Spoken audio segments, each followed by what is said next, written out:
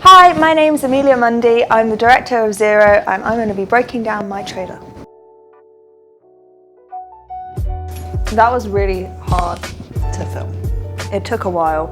I'm very picky, and once I've decided I want a certain thing, I'm very stubborn, and then I don't really go with any alternative. Great for my crew, for my editor. This is essentially the opening of the film. It's condensed, but this is how the film will open. I want it, first of all, it's black, it's for black screen, and then I want the company's names to come up, and then I want the logo, and then I want slow motion, and I want a dolly, and I want it going backwards while they're coming forwards. And everyone was like, oh, okay. No, that's hard and not gonna work. And I said, yes, it is. And that's what we're gonna do. We weren't very good at explaining to the cast that we wanted them to run normally.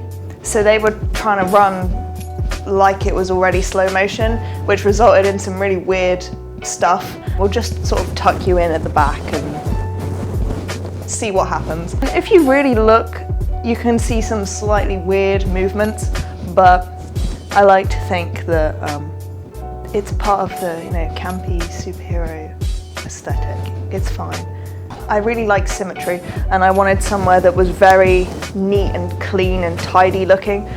So we found a retirement area, which was pretty much the only place in Canterbury that really fit that. Costumes. I'm very proud of them. I've done some costume design in the past. This is different because this isn't real. This was another step up that I hadn't really worked with before, doing like fantasy superhero looks. So I enlisted some help from people who really knew comic. I had to try and find a design that was unique-ish.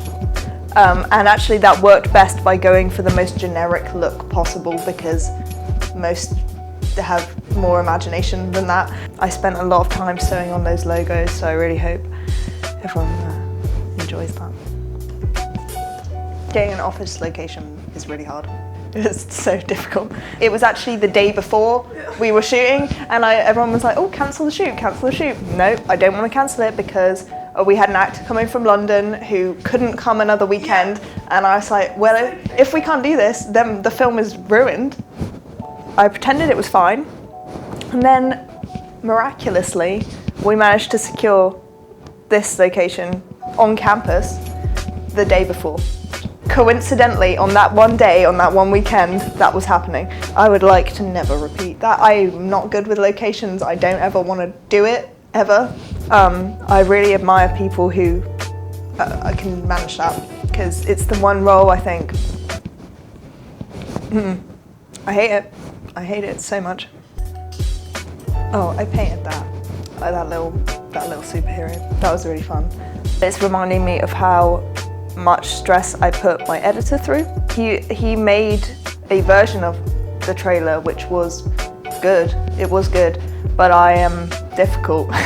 And so I was like, here's different music, and here's a different tone, and here's do it again, do the whole thing again. He handled that very well. For me, it was so important that tonally over quality, the trailer really summarized the feeling of the film. Like, I think a lot of the time it's very easy, especially at student filmmaking level, to your trailer become more of a montage with a soundtrack, which works very well for some films and some genres, but this is a very narrative and character-led film. I really wanted to make sure that the character personalities instantly, with certain lines, just come across, you just know what you're getting. And also that it has this very kind of light-hearted but sincere underneath feeling to it. I'm really big on getting your beats in the right place. So like, I love a cut to black with a voiceover, with music. Like, there were certain bits in the trailer where I was like, we need to hit that kind of like moment when everyone's going to stop and really listen to it. I think we did. Yeah, the end is a similar thing where we spent so long with this little tiny bit of music, this one bar. I kept being like, oh no, I want it to cut here and start here, And my editor was just getting to the point where he was like, is anyone going to notice that ever? So probably not. They probably won't. But I will. But we got there. We got there in the end. I feel like we've probably struck a decent balance with what we reveal about characters, about locations, about plot points, and what we haven't.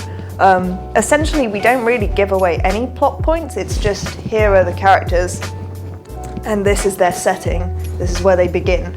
Overall, I'm really pleased with the trailer. I'm really pleased with how people received it as well. Everyone really liked it, but at the same time, then I'm like, okay, now the film has to be really good. But the film will be good. The film will be great.